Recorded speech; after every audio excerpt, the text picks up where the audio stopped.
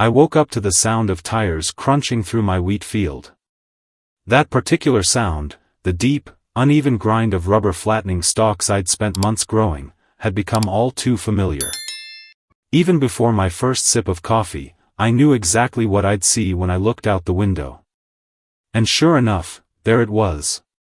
A blindingly white SUV, dead center in my land, parked like it owned the place.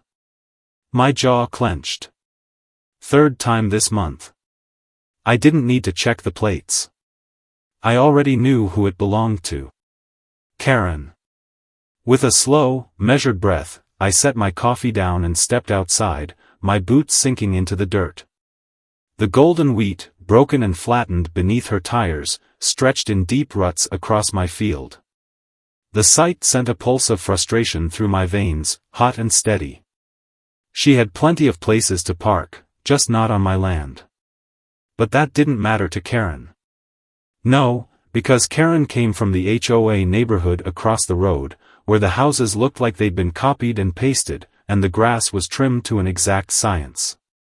And in Karen's mind, my farm was nothing more than empty space. I marched up to the driver's side window and rapped my knuckles against the glass. Nothing. No movement. No acknowledgement. Typical. She knew exactly what she was doing, and she didn't care. That's when I heard them. The sharp, deliberate clicks of high heels against dirt. Karen approached with a swagger that didn't belong on a farm, dressed in some ridiculous business casual outfit, like she was heading to an HOA meeting about banning fun. Her blonde bob bounced with every step, her expression one of pure, smug entitlement. "Oh, Ethan," she called out, waving a manicured hand as if she had just graced me with her presence. "Don't make that face. I'll only be here for a couple of hours." My eye twitched. A couple of hours? My voice was flat. On my farm? She scoffed, rolling her eyes like I was the unreasonable one. "Well, you weren't using this part of it." She waved vaguely at the wheat she had just destroyed. "Honestly, your farm is such an eyesore. If anything, my car improves the scenery." I inhaled slowly through my nose, forcing my hands to stay at my sides. "Karen, this is private property," I said, voice low, controlled. "You can't just park here because you feel like it." Karen let out an exaggerated sigh, tilting her head as if she were dealing with a child throwing a tantrum. "Oh, please. The HOA has ridiculous parking rules, Ethan. So strict." I had no choice. "You had plenty of choices," I shot back. "One of them was not trespassing." She laughed. Actually laughed. A sharp, patronizing thing that made my fingers curl into fists. "Ethan, honey, you wouldn't understand. You live out here, away from all that real responsibility. You just farm. That did it." My patience snapped like a dry twig.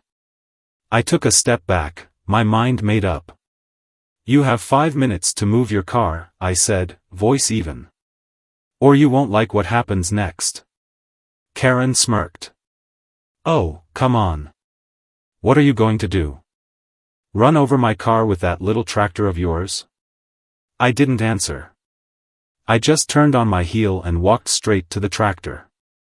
I didn't need to look back to know that Karen was still smirking, arms crossed, completely convinced that I was bluffing. That was her problem. She had spent too much time in her little HOA bubble, where people cowered under passive-aggressive letters and board meetings filled with empty threats. Out here, we didn't waste breath arguing with people like her. We acted. I climbed into my tractor, settled into the seat, and fired up the engine. The deep, guttural roar drowned out whatever Karen was saying. Even from here, I could see the flicker of uncertainty cross her face, a tiny crack in her smug exterior. I didn't rush. I eased forward, slow and steady, steering toward her pearl-white SUV like a predator sizing up its prey. Karen's confidence finally wavered. Her arms uncrossed. Her mouth opened, closed. Then, Whoa, WHOA. She scrambled for her keys, her heels slipping in the dirt as she lunged toward her car. The SUV's tires spun up dust as she screeched out of my field, leaving behind nothing but ruts in the soil and the faint echo of her outrage. I killed the engine, watching her go. That should have been the end of it. But I knew Karen. And Karen wasn't the type to let things go. The next morning, before I even took my first sip of coffee, I spotted her SUV again. Same exact spot. Only this time, she had left a neatly folded note taped to my fence, written in the kind of cursive that belonged on a wedding invitation. You can't just claim all this land for yourself. Some of us have real jobs and need parking. Be neighborly, Ethan. My fist clenched as I crumpled the paper in my hand. Neighborly. She wanted to play this game? Fine. I'd play. But the next time she parked here, she wasn't going to like what happened next. By mid-morning, I had a tow truck on standby. Travis, the driver, didn't even blink when I explained the situation. Oh, it's one of those? He asked, rubbing his jaw. Yeah, I got you. Call me when she does it again. I didn't have to wait long. The very next day, her SUV was back, gleaming in the morning sun like an insult. I didn't hesitate. I picked up my phone and dialed. 15 minutes later, the tow truck rolled down the road. Karen arrived just in time to see her precious SUV already hooked up, being hauled off toward the impound lot. She let out a sound that was somewhere between a shriek and a dying animal. I barely had time to sip my coffee before she was in my face, finger jabbing toward my chest. You towed my car? I took another sip. Sure did. Her breath came out in furious gasps. You can't do that. That's illegal. I pulled my phone from my pocket, tapped the screen, and held up the security footage of her parking on my land. Private property.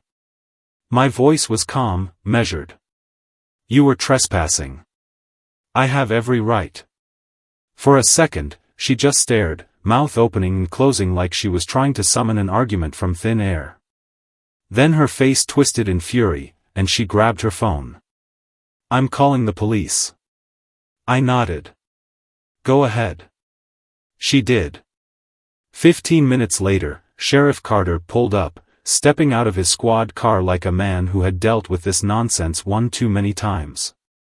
He looked at me, then at Karen, then at the SUV-less patch of dirt where her car had been. Let me guess, he sighed. Karen's SUV? I nodded. Karen's eyes lit up, convinced she had won. Sheriff, this man illegally towed my vehicle. I demand you arrest him. Carter took off his sunglasses, looking about as interested as a man watching paint dry. You parked on his property again, didn't you? Karen flinched. That's not the point. It is the point. He pinched the bridge of his nose, like he had a headache brewing. Ethan had every right to tow your car. You were trespassing. Karen went through all 5 stages of grief in under 10 seconds, shock, denial, bargaining, rage, and finally, a seething, teeth-clenching silence. But I knew her well enough to know this wasn't over. Sure enough, the very next morning, I found a thick envelope in my mailbox, HOA official stationery. I ripped it open and scanned the contents, laughing out loud right there on my porch. They had fined me. Not Karen. Me. For damaging community aesthetics with my unsightly tractors near the neighborhood. For unauthorized landscaping alterations because of the drainage pit. For harassment of an HOA resident. It wasn't just absurd. It was war. I folded the letter, tucking it into my pocket, and stared toward the HOA neighborhood across the road. I could already picture Karen, probably sipping some overpriced latte, smug as hell, thinking she'd won. But if she thought this fine was going to stop me, she was about to learn a very, very important lesson. I knew Karen wasn't finished. A person like her didn't just walk away when they lost, they schemed, they twisted the truth, and they weaponized whatever authority they could get their hands on. The HOA fine was just the beginning. 3 days later, I was sitting at my kitchen table when a police cruiser pulled up my driveway. Sheriff Carter stepped out, hat pulled low, a look on his face that told me this was about to be a waste of both our time. I stepped onto the porch, coffee in hand. "Morning, Sheriff. What's the charge today? Owning my own land?" He exhaled slowly. "Karen filed a formal complaint against you." I raised an eyebrow. "For what? Existing?" Carter rubbed his jaw.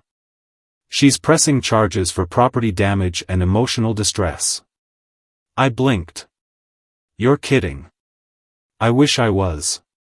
He pulled out his notepad, flipping through pages like he was trying to figure out how to phrase the stupidity he was about to repeat.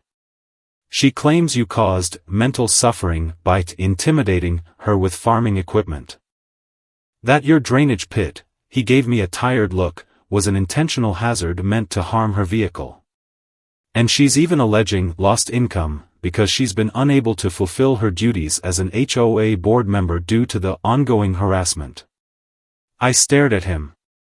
Then I laughed. A deep, genuine belly laugh that only made Carter sigh harder. "You've got to be kidding me." "Wish I was," he muttered.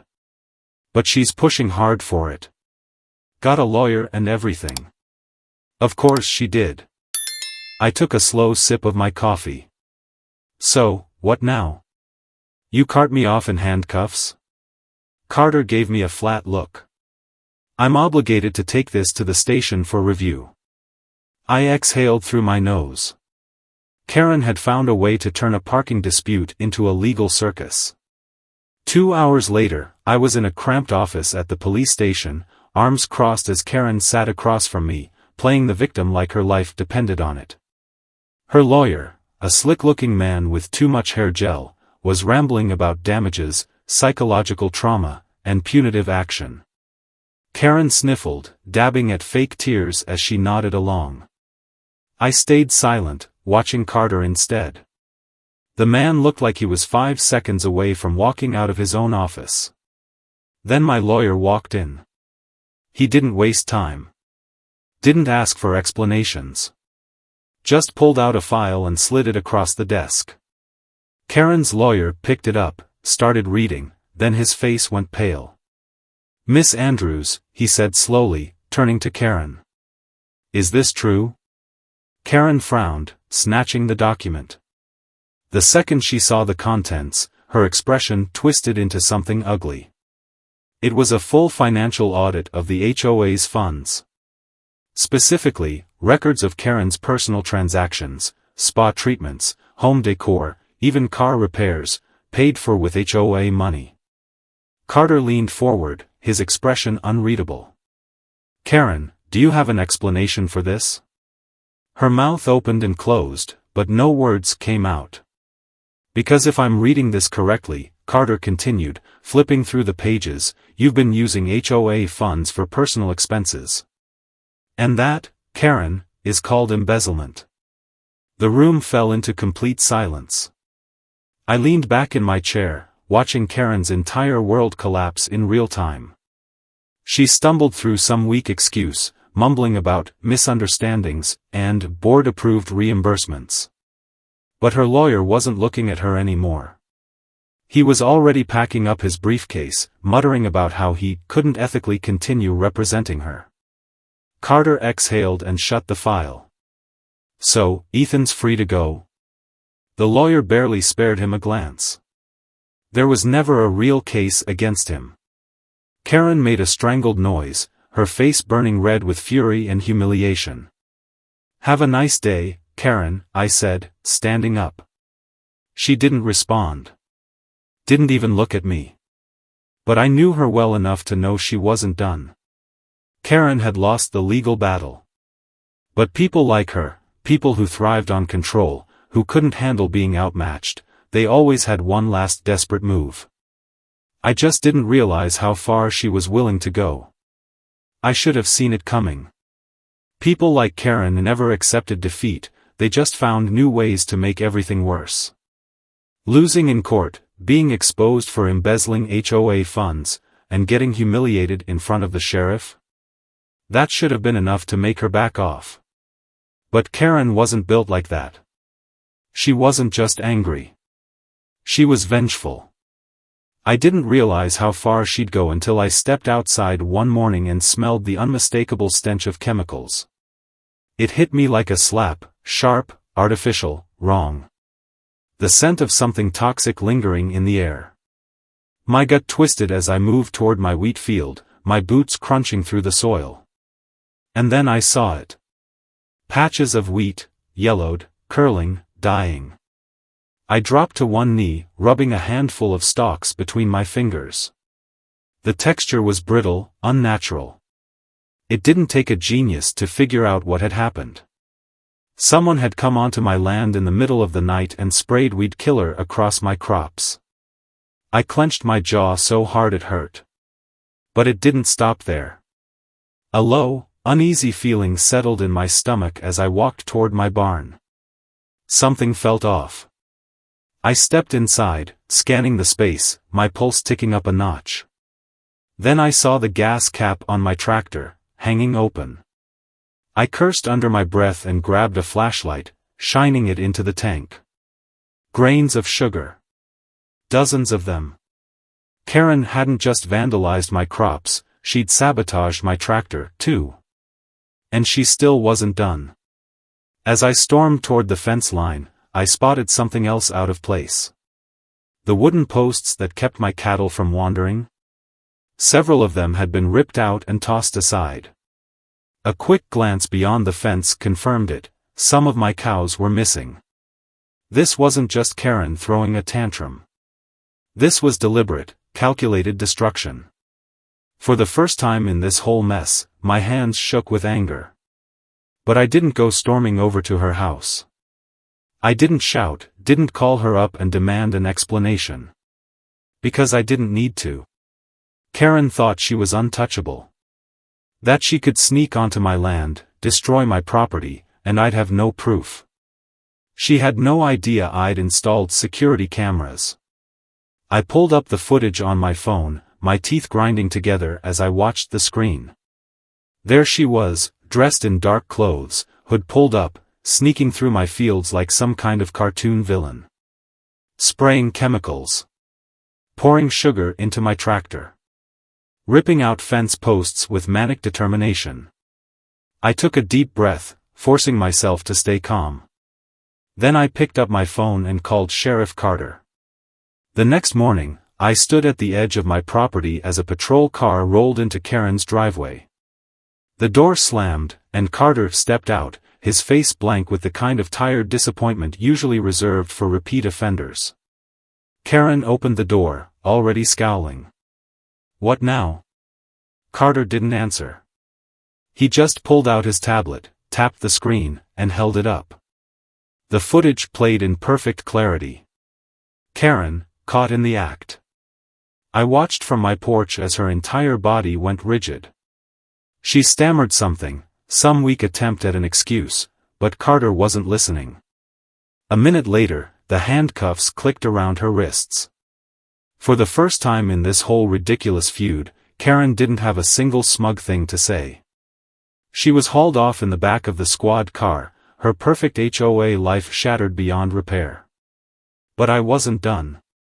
That night, as the neighborhood buzzed with whispers about Karen's arrest, I got to work. The next morning, a brand new sign stood at the edge of my farm. Right in the exact spot where Karen had always parked. It read, "Karen's parking spot, tow at owner's expense." By noon, half the neighborhood had come by to take pictures. By the end of the week, the sign had gone viral. Karen was gone. And I'd never seen the neighborhood happier. A week after Karen's arrest, a "for sale" sign appeared in front of her pristine, cookie-cutter house. It stood there like a final admission of defeat, an unspoken acknowledgement that she had lost. Word spread fast. The HOA board had officially removed her from her position, citing financial misconduct and community disruption. Apparently, when the truth about her embezzling funds got out, even her most loyal supporters turned on her. No one wanted to be associated with her anymore. The best part? She wasn't leaving on her own terms. The HOA had frozen her access to community funds, and without them, she was drowning in bills. She couldn't keep up the payments on her overpriced house, so she had no choice but to sell.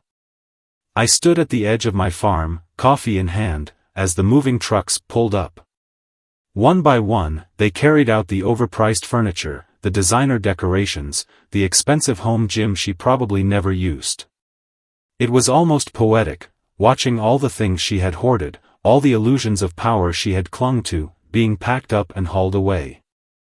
Then I saw her. For the first time since this whole ridiculous war began, Karen wasn't smirking. No smug remarks, no fake sweetness, no threats about real responsibility or being neighborly. Just quiet, bitter defeat. For a brief moment, our eyes met. And then, without a word, she climbed into her newly washed SUV, backed out of the driveway, and drove away for good. The neighborhood erupted in celebration. Some people even brought drinks to toast the end of an era. I just sat back and watched, enjoying the moment. The farm was quiet again. Peaceful. A few days later, I put up the finishing touch to this entire ordeal, a brand new wooden sign, planted firmly in the exact spot where Karen used to park. It read, "Karen's parking spot, tow at owner's expense." By noon, half the neighborhood had stopped by to take pictures. By the end of the week, the sign had gone viral. Even the new homeowners loved it.